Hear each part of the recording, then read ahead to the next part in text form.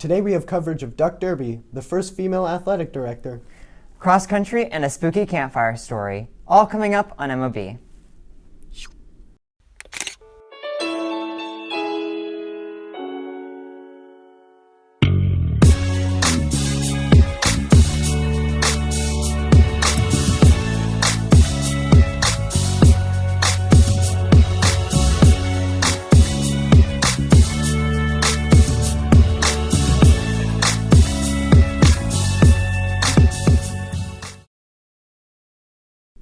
Welcome back, Marcus. I'm Ethan Shepard. And I'm Eric Steinman. LASD recently announced its first female athletic director, a former Marcus coach. Christy Lyles, the former head volleyball coach, will take the position of the current athletic director, Tim Ford, who is retiring this December. I wanted to be an athletic director when I came in this office, 10 years ago. Just knowing that LISD went out and hopefully chose the best person no matter what their gender was is a big deal. I feel like that's really empowering for young girls. I think it's cool, and I'm glad that I can be a part of it. I've always been really driven.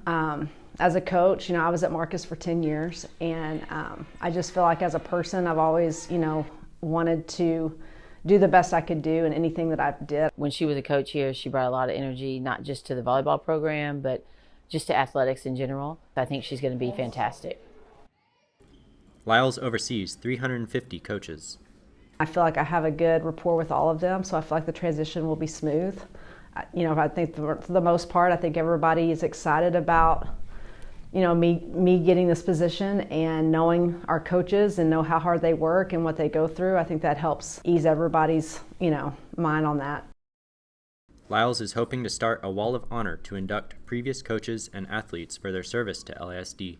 We will have a representative from each high school every year to be in our Hall of Honor. We've got professional athletes, we've had several state championships, and I feel like we have not been in a place to honor those schools and those teams and those coaches, and so I'm very excited to bring this to Louisville ISD.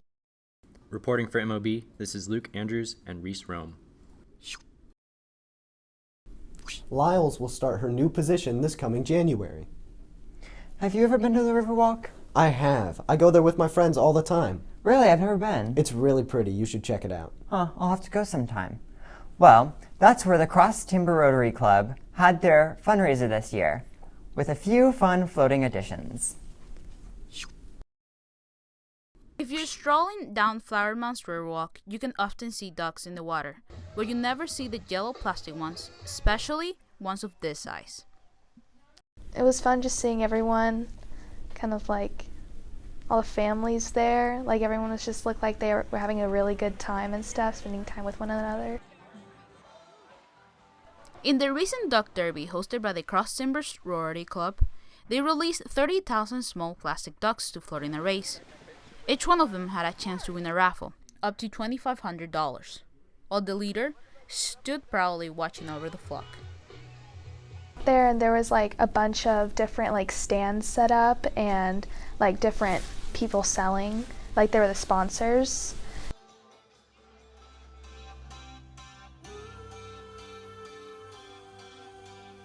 The live band sang a cover of a famous song.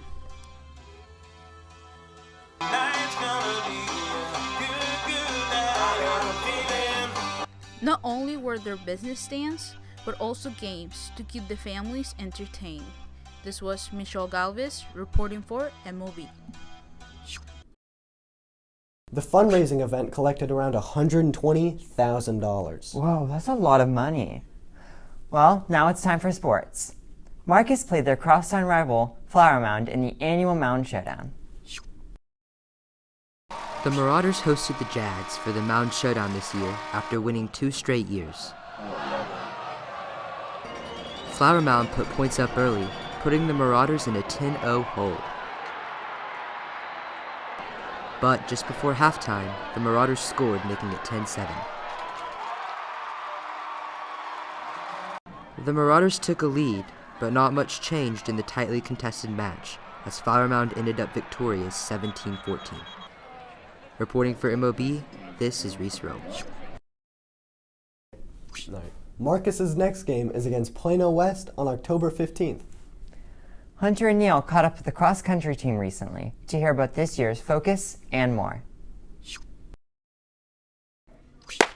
On September 25th, the Marcus cross-country team competed in the Flower Mound Invite Meet. This year, the team has been building up each other with a new focus for the season. Big push, our big theme this year is just confidence and building confidence within our program, within ourselves as runners, within our teammates. After facing challenges last year, the team is learning how to overcome these obstacles together. Last year, coming off of not just COVID, but we lost Coach Telanius. The transition there, with especially our junior and senior class, there's still kind of the emotion of the roller coaster of that has been a challenge. With high hopes for the season, the cross-country Marauders are getting ready for district. I'm hoping to at least get top 20 in district, and then if I can move on from there, it'd be really cool to go to Nike South. This year, we got a whole bunch of new freshmen who are going to be racing varsity, so that's super exciting. I feel like the team's gotten a lot closer since last year, and I feel like the coaches and us have bonded more, so it should be a pretty good season. All 5 male runners from Marcus placed in the top 30, with Aaron Ramirez earning bronze. For the girls' team, Austin Owens placed 4th and Katie Goberty placed 5th overall. This has been Hunter Towns and Neil Trevino reporting for MOB. The next cross-country meet will be October 15th in Denton. Next up, we decided to invite some students out to the campfire to share some spooky, scary stories. Today, we had 3 students come in to make the scariest story, one sentence at a time. In 1776, there was a group of farmers living in a small cottage. There happened to be a man wandering through the forest. The man was a dangerous man. He was so dangerous, everyone in the city or the forest was scared of him. 2 years prior, he had been exiled from the community for doing ritualistic practices on the animals. The people were very scared of what the man would do now that he is back in town. When he showed up back in town, everyone left. The people that left were quickly disposed of by who the townsfolk that remained thought was the man. The townsfolk believed that the man had killed them, but in fact, he had not. Turns out the man was just a catalyst for what was coming to town. When they found the man dead, they knew it wasn't him. They knew that there was something else out there that disposed him and wanted him to do his biddings. Aliens. This has been Eric Steinman and Ethan Shepard reporting for MOB. Man, I sure hope those aliens don't come to Flower Mound. I have my doubts. Well, that's it for today. Thank you for watching. I'm Eric Steinman. And I'm Ethan Shepard. Have a great day, Marcus. And enjoy watching these students try their hand at an unusual game. This is the Bolero wooden game from Mexico. The objective of the game is to land the ball on the stick. How hard can it be? Hi, James. He was talking hard. Yeah, talk yo. You're Devin. Hey, you're talking a lot of smack, so you can't do it. Herself probably. Oh, shoot. Hey, bro, I hurt. Yeah, you'll be all. Okay. I covered it.